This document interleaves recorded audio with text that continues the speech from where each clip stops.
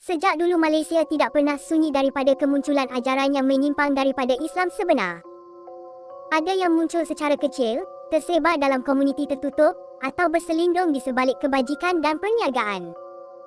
Apa yang lebih membimbangkan, sesetengah ajaran bukan sahaja memesongkan akidah, malah boleh membawa kerosakan sosial, penyalahgunaan kuasa ke atas pengikut, dan perpecahan dalam masyarakat.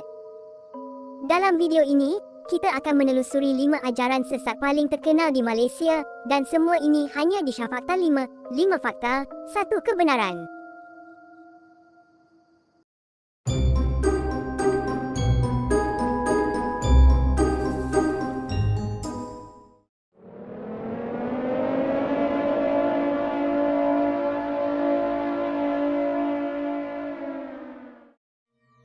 Nombor 5, ajaran Qadiani atau Ahmadiyah. Yang mereka tak boleh terima.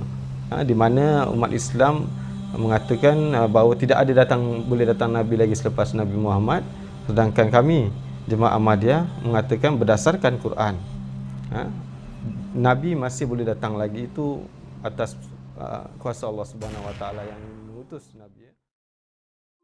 Ajaran Qadiani diasaskan oleh Mirza Ghulam Ahmad di India pada akhir abad ke-19 dan mula menembusi tanah Melayu pada awal abad ke-20 melalui pendakwah dan penyebaran buku serta risalah agama. Pada zahirnya ia kelihatan seperti gerakan dakwah Islam biasa, namun di sebalik itu, tersembunyi satu kepercayaan yang menggoncang asas akidah umat Islam. Teras ajaran ini ialah dakwaan bahawa Mirza Ghulam Ahmad mempunyai kedudukan kenabian sebagai Nabi selepas Nabi Muhammad. Dakwaan ini secara langsung menolak prinsip utama Islam bahawa Nabi Muhammad adalah Nabi terakhir, menjadikan ajaran ini antara penyimpangan akidah paling jelas dan serius dalam sejarah Islam moden. Di Malaysia, pengikut Qadiani tetap mengaku sebagai Muslim, bersolat dan menggunakan Al-Quran. Namun mereka mentafsir ayat-ayat tertentu untuk menghalalkan dakwaan kenabian tersebut. Inilah yang menjadikan ajaran ini berbahaya, kerana ia nampak seperti Islam pada zahirnya, tetapi sebenarnya menyimpang dari akidah sebenar, lalu mengelirukan mereka yang kurang mendalami ilmu agama.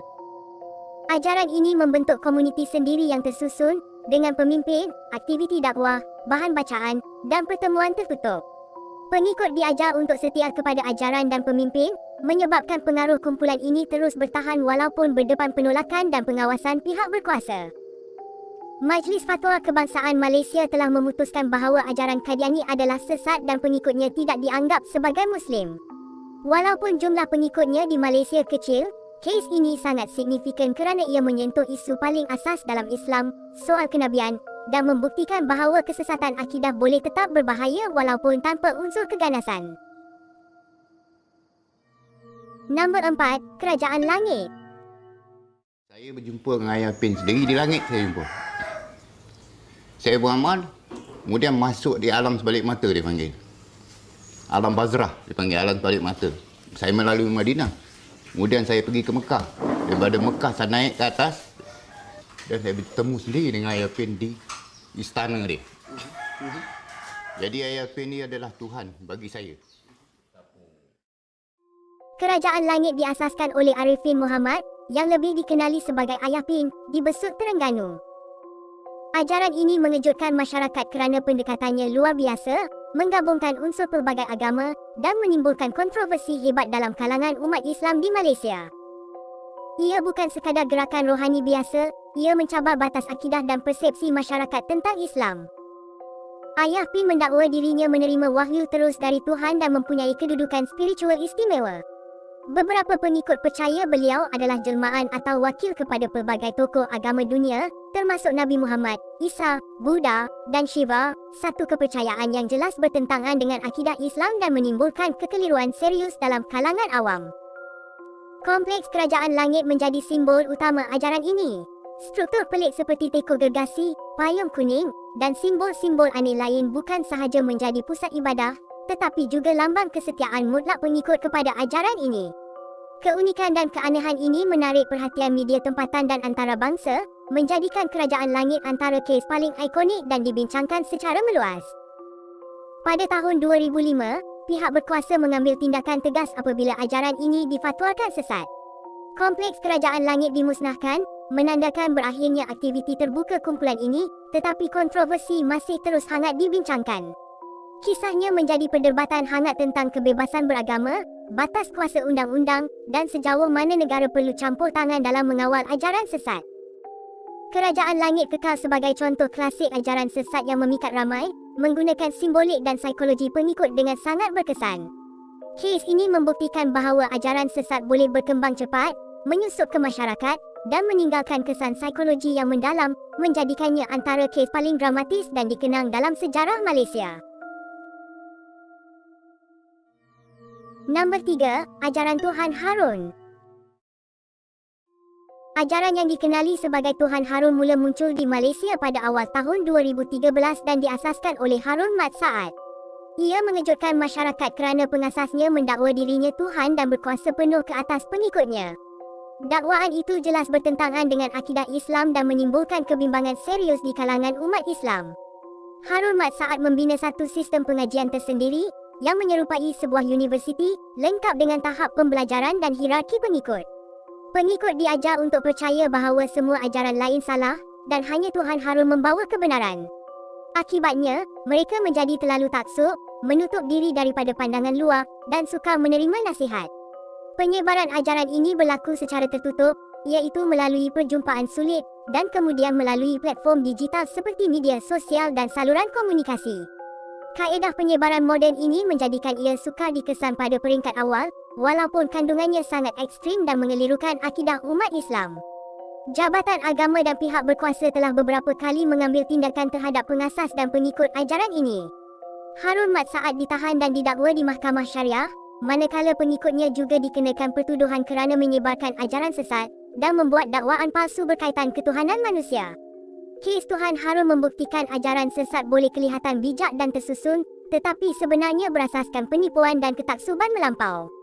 Ia membuktikan bahawa penyimpangan agama bukan sahaja berlaku melalui ajaran tradisional, tetapi juga dalam bentuk moden yang lebih licik dan berbahaya. Ini memberi pengajaran bahawa masyarakat perlu sentiasa berwaspada terhadap ajaran dan dakwaan yang ekstrim. Nombor 2, Ajaran Al-Maunah. Al-Maunah diasaskan oleh Muhammad Amin Muhammad Razali pada akhir 1990-an sebagai kumpulan rohani yang menekankan latihan silat, disiplin diri dan kehidupan berjemaah. Aktiviti mereka kelihatan Islamik dan menarik pengikut muda, tetapi di sebalik imej itu, tersembunyi pegangan yang bercanggah dengan Islam dan pandangan ekstrim tentang kepimpinan serta kuasa gaib.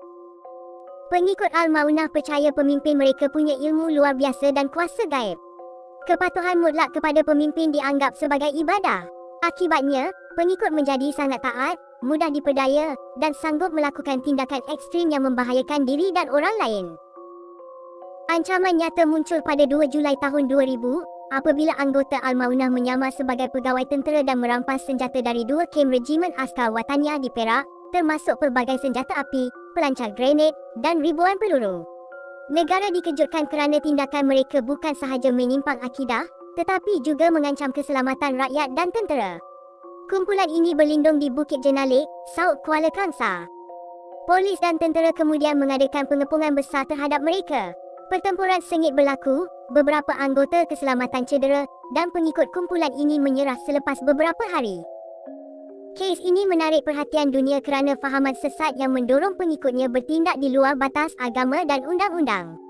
Kes Al-Maunah menjadi peringatan nyata bahawa ajaran sesat boleh menjadi ancaman fizikal serius apabila digabungkan dengan ideologi ekstrim.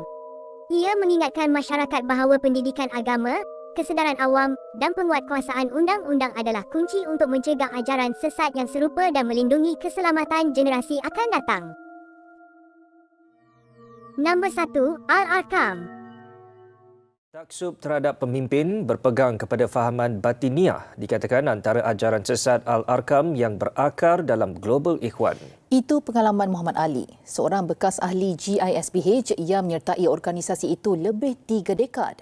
Malah ibu bapanya sendiri pengikut tegar ajaran Aurad Muhammadiyah yang difatwakan ajaran sesat.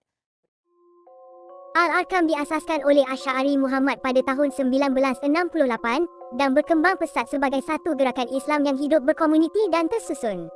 Ia menarik ramai pengikut kerana menekankan kehidupan berjemaah, disiplin rohani yang ketat, dan sistem ekonomi sendiri yang kelihatan mampu hidup tanpa bergantung kepada masyarakat luar. Pada peringkat awal, Al-Arkam dilihat sebagai gerakan dakwah yang berjaya dan teratur. Namun di sebalik imej Islamik itu, ajaran dalaman Al-Arkam mula menimbulkan kebimbangan serius. Pemimpin dianggap memiliki kedudukan rohani istimewa, mimpi dan ilham dijadikan rujukan ajaran, serta wujud kepercayaan tertentu berkaitan akhir zaman. Pengikut pula dituntut taat sepenuhnya, sehingga ramai terputus hubungan dengan keluarga dan dunia luar. Keadaan ini akhirnya mendorong kerajaan Malaysia bertindak tegas. Pada 21 Oktober 1994, Al-Arkam diharamkan secara rasmi kerana didapati menyimpang daripada ajaran Islam dan berpotensi menggugat keharmonian agama serta kestabilan negara. Semua aktiviti dihentikan, aset disita dan pengikut dipantau secara menyeluruh. Walaupun telah diharamkan, pengaruh Al-Arkam tidak hilang sepenuhnya. Beberapa bekas pengikut kemudiannya menubuhkan organisasi lain seperti Global Ikhwan yang bergerak melalui perniagaan dan kebajikan. Walaupun menggunakan wajah korporat dan sosial, organisasi ini tetap menjadi perhatian kerana dikaitkan dengan unsur ideologi lama Al-Arkam. Kes Al-Arkam dianggap antara ajaran sesat paling menggemparkan dalam sejarah Malaysia kerana ia bukan sekadar menyimpang akidah, tetapi membina satu sistem hidup lengkap yang mengawal hampir seluruh kehidupan pengikutnya. Pengharamannya menjadi peringatan jelas bahawa ajaran sesat boleh berkembang dengan sangat pantas apabila ia tampil kemas, tersusun dan kelihatan Islamik pada zahirnya. Semua kes ini membawa kepada satu hakikat yang tidak boleh dinafikan. Sejarah membuktikan ajaran sesat muncul bila orang kekurangan ilmu dan terlalu patuh tanpa fikir. Fenomena ini bukan sekadar mengancam akidah, malah boleh meruntuhkan hidup individu dan menghancurkan masyarakat. Kes-kes seperti ini menjadi amaran bahawa pendidikan agama, kesedaran masyarakat dan pemantauan pihak berkuasa amat penting untuk menangkis ajaran sesat dan melindungi generasi akan datang.